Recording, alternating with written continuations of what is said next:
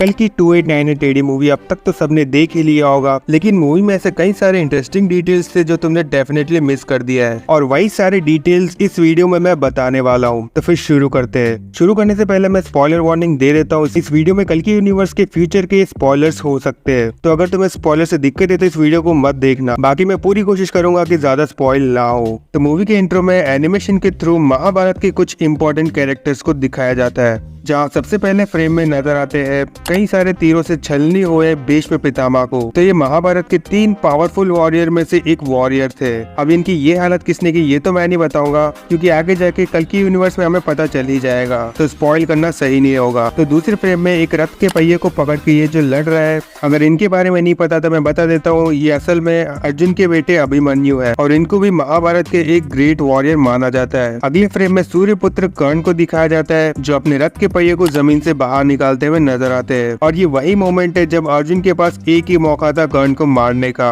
और आगे क्या होता है वो तो सबको पता ही होगा। अब आखिरी फ्रेम में नजर आते हैं द्रोणाचार्य, जो अपने बेटे अश्वत्थामा की मौत की खबर सुन के उन्होंने बीच युद्ध में अपने अस्त्र शस्त्र को छोड़ दिया था, जबकि असल में अश्वत्थामा जिंदा थे।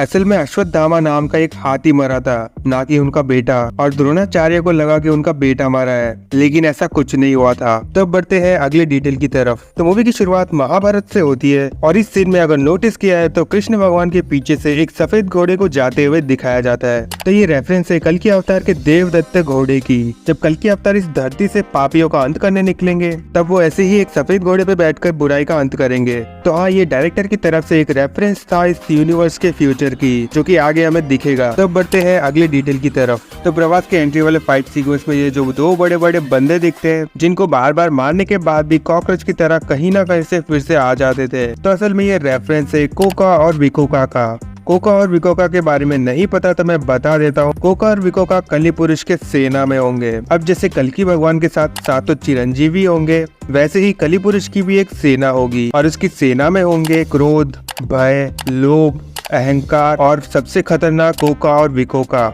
ये दोनों इतने ज्यादा शक्तिशाली होंगे कि इनको मारना काफी मुश्किल है, क्योंकि कोका और विकोका में से अगर कोई एक मर जाएगा तो वो एक दूसरे को देख के फिर से जिंदा कर सकते हैं। अब जैसे अगर कोका मर जाएगा तो विकोका उसकी बॉडी को देख के उसे फिर से जिंदा कर सकता है, और अगर विकोका मर जाएगा तो कोका उसकी बॉडी को देख के उसे जिंदा कर देगा, और यही उन दोनों की शक्तियाँ होंगी। इसलिए उन दोनों को मारना काफी मुश्किल होगा कल्कि भगवान के लिए। और देखा जाए तो सुप्रीम यास्किन जहाँ रहता है वहाँ 4 पॉड्स नजर आते हैं, जिनके अंदर बॉडीज को रखा गया है। अब हो सकता है कि ये वही कली पुरुष की सेना हो जो आगे जाके हम इस यूनिवर्स में दिखेंगे। तो नेक्स्ट है कर्ण के पुनर्जन्म वाला ट्विस्ट। तो किसी ने भी सोचा नहीं था। मूवी के एंड तक ये किसी ने भी एक्सपेक्ट नहीं किया था कि भैरवा ही असल में कर्ण के पुनर्जन्म होगा। लेकिन अगर मूवी को दोबारा ध्यान से देखेंगे तो डायरेक्टर ने पहले से ही रेफरेंसेस दे दिए थे। जैसे इस सीन में भैरवा के ऊपर एक बड़ा सा रथ का पहिया गिरता है, तब भैरवा उसे एक हाथ से रोक लेता है। तो असल में ये कर्ण का रेफरेंस था, जहाँ सूर्यपुत्र कर्ण की मौत भी एक रथ के पहिए की वजह से हुआ था। तो डायरेक्टर ने हमें ये पहले से हिंट दे दिया था कि भैरवा ही कर्ण है।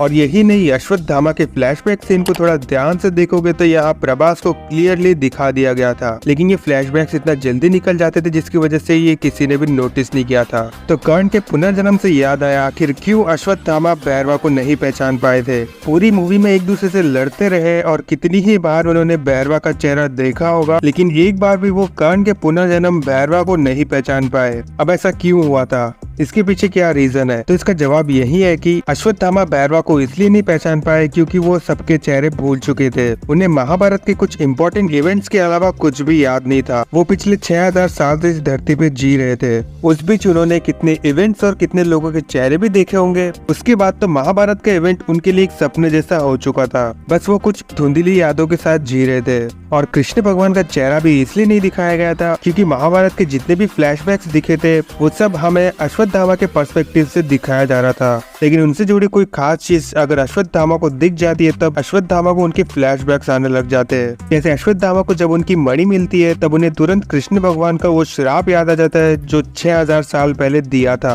और यही नहीं, भैरवा जब विजय धनुष के पावर्स यूज करता है, तब उन्हें कर्ण के फ्लैशबैक आ जाते हैं, और उन्हें चेहरा भी याद आ जाता है। वो पहचान लेते कि आखिर भैरवा कौन है। तो हाँ, अश्वत्थामा भैरवा को इसलिए नहीं पहचान पाए क्योंकि वो कर्ण का चेहरा ही भूल चुके थे। और जैसे ही भैरवा कर्ण के विजय धनुष को यूज करता है तब उन्हें कर्ण का चेहरा भी याद आ जाता है। तब बढ़ते हैं अगले डिटेल की तरफ। तो मूवी के एंड में शंबाला के फाइनल बैटल में कमांडर मानस को शंबाला का लोकेशन आखिर किसने बताया था? और कई लोग ये मान के बैठे होंगे कि भैरवा ने ही बताया होगा, लेकिन ऐसा बिल्कुल भी नहीं है। तो शंबाला का लोकेशन भैरवा ने नहीं बल्कि इस बाउंटी हंटर ने बताया था, जो कि हमें पहले लग रहा था कि ये हंटर मर चुका है, लेकिन आगे जाके पता चलता है कि वो तो जिंदा है। और इसके फ्लैशबैक में ये दिखाया जाता है कि उसने वीरन के ट्रक पे ट्रैकर लगाया था और उसी ने कमांडर मानस को शंबाला का लोकेशन बताया है, क्योंकि अभी कुछ दिनों पहले कल की मूवी के डिलीटेड सीन्स को रिलीज किया गया था, जिसमें ये हंटर शंबाला के फाइनल बैटल में नजर आया था। तो इससे ये तो कंफर्म है कि कमांडर मानस को शंबाला का लोकेशन इसी ने ही बताया है। तो अब बात करते हैं इस वीडियो की आखिरी डिटेल के बारे में।